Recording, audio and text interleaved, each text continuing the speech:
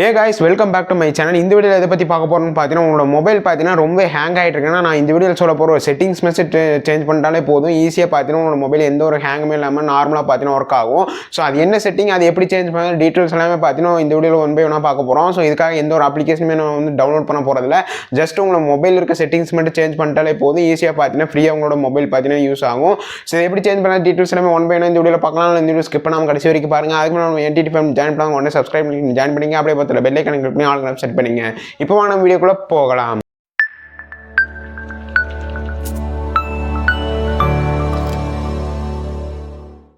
உங்களோட மொபைலில் அதாவது செட்டிங்ஸ் வந்து ஓப்பன் பண்ணிக்கங்க. ஸோ செட்டிங்ஸ் ஓப்பன் பண்ணிட்டு அபவுட் ஃபோன்னு சொல்லிட்டு ஒரு ஆப்ஷன் இருக்கும். ஸோ அந்த ஆப்ஷன் நீங்கள் வந்து கிளிக் பண்ணிங்கன்னா உங்களுக்கு வந்து அதாவது பில்டு நம்பர்னு சொல்லிட்டு ஒரு ஆப்ஷன் இருக்கும். அப்படி உங்களுக்கு வந்து ஷோ ஆகலாம் மேலே அதாவது சர்ச் பாரில் பார்த்தீங்கன்னா பில்டுன்னு சொல்லிட்டு சர்ச் பண்ணுங்கள். ஸோ அப்படி சர்ச் பண்ண உடனே பார்த்தீங்கன்னா பில்டு நம்பர்னு சொல்லிட்டு உங்களுக்கு வந்து ஷோ ஆகும்.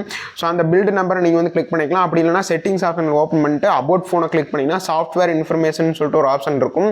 அந்த சாஃப்ட்வேர் இன்ஃபர்மேஷன் கிளிக் பண்ணிங்கன்னா பில்டு நம்பர்னு சொல்லிட்டு ஒரு ஆப்ஷன் வரும்.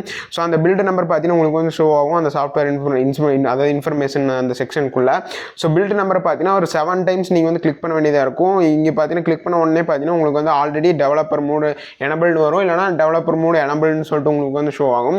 ஸோ இதுக்கப்புறம் உங்களோட செட்டிங்ஸோட ஃப்ரண்ட் பேஜுக்கு வந்துருங்க. அதுக்கப்புறம் திரும்ப சர்ச் பாரில் பார்த்தீங்கன்னா டெவலப்பர்னு சொல்லிட்டு ஒரு ஆப்ஷன் அதாவது இப்போ எனபிள் பண்ணோம் இல்லையா, அந்த ஆப்ஷன் நீங்கள் வந்து சர்ச் பண்ணுங்கள். ஸோ சர்ச் பண்ண உடனே பார்த்தீங்கன்னா டெவலப்பர் ஆப்ஷன் சொல்லிட்டு ஃபஸ்ட்டு ஷோ ஆகுது, அந்த ஆப்ஷன் நீங்கள் வந்து கிளிக் பண்ணுங்கள்.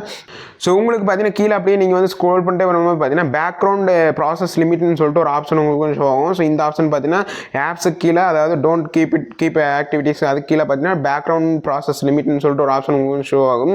ஸோ அந்த ஆப்ஷன் நீங்கள் வந்து கிளிக் பண்ணிங்க. ஸோ கிளிக் பண்ண உடனே பார்த்தீங்கன்னா இதில் வந்து ஸ்டாண்டர்ட் லிமிட்னு தான் உங்களோட மொபைலில் பார்த்தீங்கன்னா சூஸ் ஆகிருக்கும்.